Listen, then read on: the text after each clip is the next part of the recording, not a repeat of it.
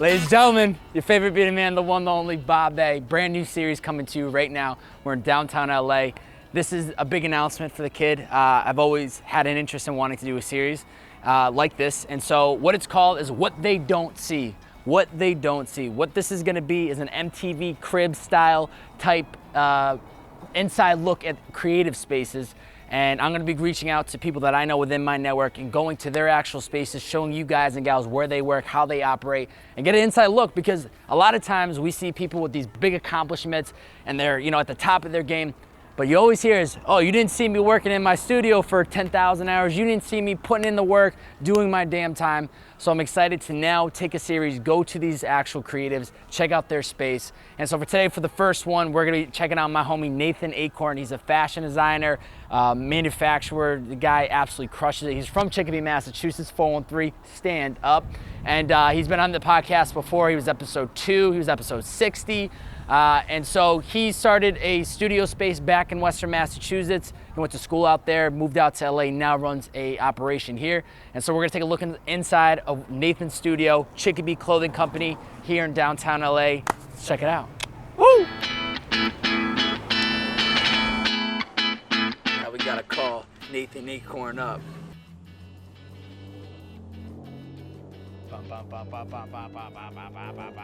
Ew! Yo, what up, dude? I can't see you. Where you at? Dude, all black screen though? There he is. Yo, I'm outside 935 Wall Street. I'm trying to get some clothes made. Uh-oh. Oh. This guy can make anything from scratch. You send him a picture, a design, a little sketch on a white piece of paper, he'll make it. We got burnouts going on. Sunday, downtown LA. Sheesh. What up? How we doing? Not too much, man. Oh, my bad. I don't mean to cut you off. I like the shirt. I like the shirt, though. Nathan Achorn, ladies and gentlemen. Chicopee, Mass, represent. Baby, let me go.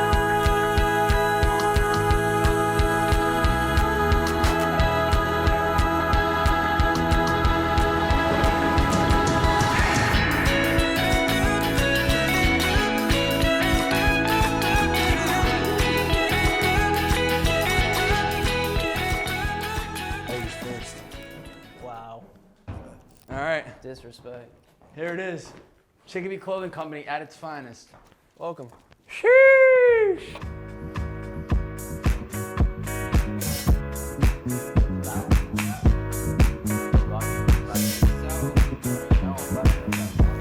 So the best part about doing these types of series, you're the first one, so there's really no wrong or right way to do this. Right. But what's been amazing is you were actually an intro before we even got in here today. And I was talking about, you were literally the second person I ever podcasted with. And then now you're the first person I'm doing this series with. So it's amazing that you've been such an important part for kind of jumpstarting a lot of the stuff that I'm doing today. But then also you were super important back in even when I was getting into all this, like you, Dylan, there was like a handful of you guys that I knew were like the starting points. Like Kizzle and Kizzle, Zach all you guys, yeah, Kizzle. I don't want to forget Kizzle. Like, yo, what up? But you guys have been super passionate for a long time, and there's not even a question about it. You guys inspired me to want to get into all this world, and there's no way I would have gotten to this point if you guys hadn't inspired me to actually start. So first off, shout out to you. Thank you. You are a super inspiring person. I don't say it enough, and I think the last time I came through, when you first showed me the studio, I was like, I don't say this enough, but like you really do inspire me. Let me know, man. I appreciate it. You work hard, and it speaks for itself. I know this. I know we all are in this point in our lives where it's like, you hate to say it, but like money's always this up and down, and it's always the problem. But you have the space, and it's cool that you're in LA now and you're actually using this house. You know what's sad is it took me 9 months. You have been here for like how many months at this point? 8 months? It took Dylan a while to get here. Yeah, it took me I think 7 months to finally come check out a studio. And I love this because the studio space originally started in Chicopee. That's where we're from, and then now with it being in downtown LA, you just put it right on top, which I think is crazy. Opens up options for me in the future to open up.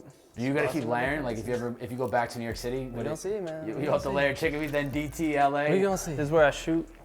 I haven't done too much yet, but I have a collection I just finished, and these are some of the pieces. I've posted some of this stuff, but some I haven't. So they're clean. You get some exclusives here. No one's seen that yet. Hey. Yeah, a bunch of pieces, but I'm gonna be shooting it here. I got some lights. The lights are okay, but we'll see what happens with that. Yeah. This is for screen printing, obviously, right? This is a No. heat transfer press, so I got this cutter back here, this vinyl cutter, Yep. and this is all vinyl right here. So you feed it in there, the blade goes back and forth, it cuts, and you can print on most things. It's mostly for block text, though. What was the first brand you did? Was it Achilles. Achilles. Achilles, man. That's crazy. That's it. And that was high school, right? I was right after I know high we school. talked about it. I wasn't even doing it in high school. I wasn't even into clothes in high school. Wow. I didn't get into it until I was like 18. So it's been like, what was that?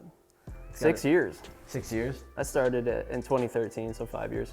Wow. Yeah. I still remember I have the black Achilles hoodie. Yo, everybody got pieces. I don't even lights have them I anymore. know, you don't even have the pieces. I don't even have I'm those gonna shits have to sell it back to them. I'll show you guys. This is like, one of the pieces is gonna include like, it has an attachment to, all my pieces have attachments, kind of what I'm working on right now. Just different pockets and stuff like Hence that. the wire. And I took a lot of my inspiration from the trip coming here, like driving here. I thought it was like really like a profound like trip on my life. So I have a bunch of stuff referencing like places at like Utah and stuff like that. And I got this one piece that has basically a strap hanging, and you can attach, like this is inspired by like the billboards you see when you're driving around the country. So these are like, these are different billboards I've designed. That like it's more of like a look thing. But, I mean, some people wear this, so And people can just pull off what they actually want to rock. Yeah. I have multiple. Are you gonna use this for the actual lookbook, or for the? Yes, I'm gonna shoot it. I'm gonna be shooting that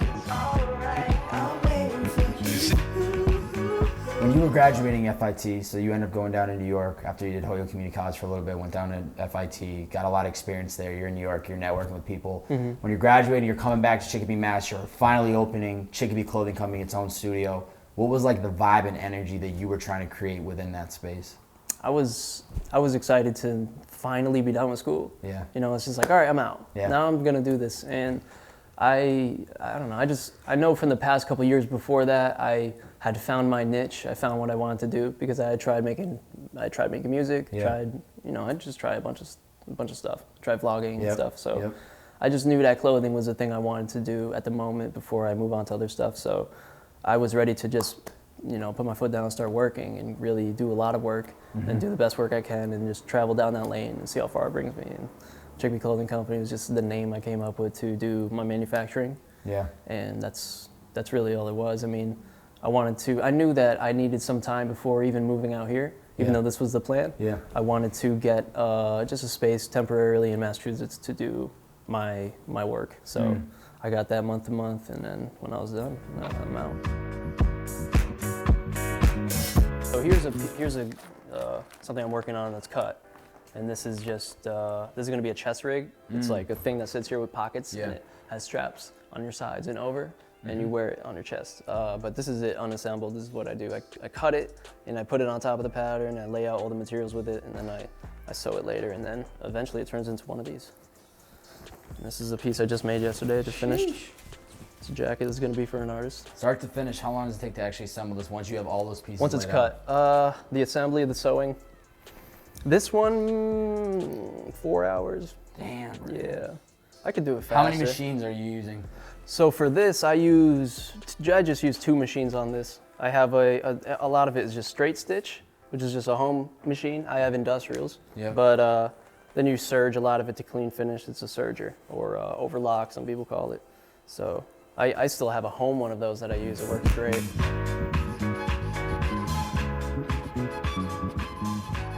These are industrials. These are both. What does that mean, industrials? It's just like if your mom or dad or whoever has, like a family member has a home machine, usually the home sewing machine, a little plastic one. This is just the same exact thing. It just does it better. It does it better. Everything's metal parts. It's higher grade. You have a large table. It's a flat surface. That's a big difference too when you're sewing, rather than being on like a raised thing. I see. So it's just much smoother. Yeah, and it goes way faster too. Home machine's really slow. Once you get good at sewing, it's just like you need speed. Yeah, you need to go fast. So this is mine. I'm guessing you started on things. This is like this is where my pattern stuff is at. I got some business cards. Hey. It's the real deal, Bob. It's Bob the Builder. Bob the Builder in the building. It's Bob the Builder. What's up, ladies? How we doing? So this is my exclusive box of designs. Don't look at those. No. Like when I sketch, the big blur. There's a big blur. They can't see it. I sketch. I chop them like into little boxes, and so I throw them in there. So then I reference them in the future. Okay. And then I pin up stuff on the wall here of like ideas I have. I'm gonna still do those. What's all this? This right here is $10,000 worth of work. That needs to get done, or that is done? Oh no, these are done. These are my patterns, and so I have my designs on the front, and all of these are just patterns. If this was client work, this would just be an insane amount of money. Wow. This is all my patterns from the past like 3 years. Wow. So, yeah.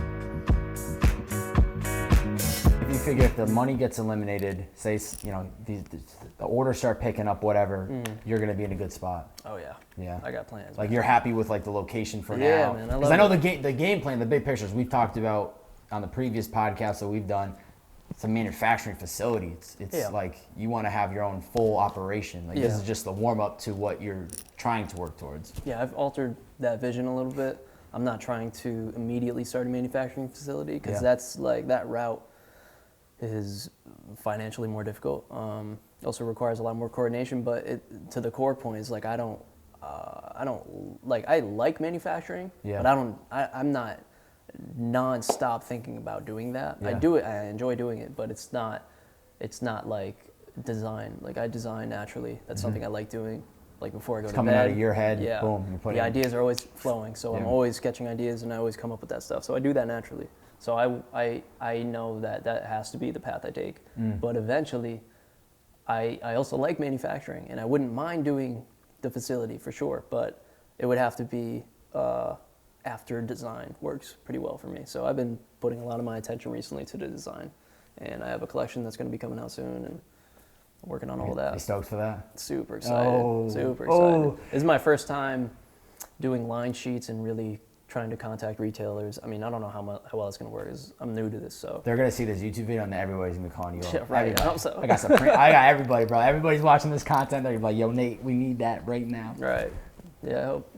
I mean, in a perfect world. It doesn't always come out like that. But I give a lot of respect to people like you who have to create. Not only are you sitting there designing this product and actually making it, but then you have to try to sell it. Yeah. Like I've seen how hard it is just to get people to click play on something. Yeah. Like I'm not asking for any money. I'm just, can I get your attention for, I understand an hour, 30 minutes, whatever the video might be, it is time consuming, but just to get somebody to click into something is hard, but then to get somebody to pull out of their pocket and put down their money, that's even harder. Yeah. So it's a struggle. Yeah. It's definitely, I'm in multiple games right now, and it's usually something that when you have a business, it's like this person does this person does this. It's like a bunch of different people doing these jobs. So it's hard, bro. It's super hard to like, sales is its own little thing. It's like making those sales. A lot of people, that's like one of the first things they hire is like a salesperson or something like that. So I'm not naturally, I'm pretty good at sales. Yeah. I'm not like Steve Jobs level, but I'm like, that's the goal, right? But I'm like, this is the pattern making table. This is like an industrial grade table for making these patterns and cutting and stuff. So I cut a lot of my fabrics on here. It's better to work up here than here. I was having back issues for a while because you always bent over working. I was gonna say, do you like standing or do you like sitting better for like when you're actually? Well, when I'm doing like cutting and pattern making, you gotta stand. You can't really do that sitting. I mean, you can, but it's like a lot of times you gotta lean pretty far and you gotta be standing. But this is an industrial grade pattern table. They got these in every manufacturer. Huh. Yeah, and that's a serger. Right before the needles, there's a blade right here. So when I run it, the blade goes up and down and it chops the fabric and it chops your excess fabric off your seam allowance. And then the fabric is fed through. It's got two needles that go through the top, and it's got two crossing needles that overlap. So it locks around the edge and it clean finishes the edge of the fabric rather than just a straight stitch. Got you. Yeah, so it's used for finishing edges on the inside of. I was just gonna say. Yeah, this is serged right here. Yeah, because I can see the end of it. This right here is called a lap seam. It's two needles that do chain stitch. It's a higher grade, like industrial. It's a pretty expensive machine. Really? Just because of like the material that it can go through? It's a bit. No, it's just a machine that does two chain stitches. And yeah, the industrial grade version is expensive. So what that does is, if you can see, both sides are finished. So you usually have a folder in front where you feed the fabric from opposite sides. It loops them like this, so they overlap, and then it double needle chain stitches from the top. Wow. That's how it does that. So Wow. it's all in one. Yeah. Some OG shit, man. Yeah, but I can't. You do it. made jean jackets before, though, right? I've made a bunch. There's Yeah. one sitting right over there. Yeah. I do my pattern making a little different than most people. I don't make slopers of every pattern. I don't do that.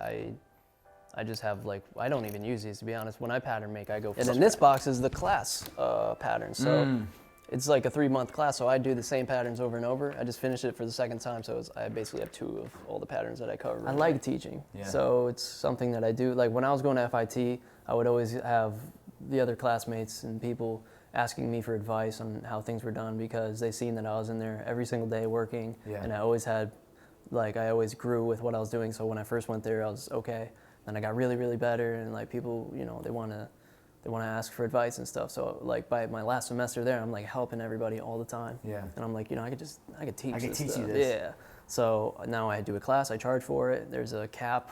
I do 8 people. I mean, I haven't had 8 people yet, but I have a lot of people hitting me up. But I think major issue is people are the incentive is hard to justify unless the person is like Passionate, wants to learn. yeah.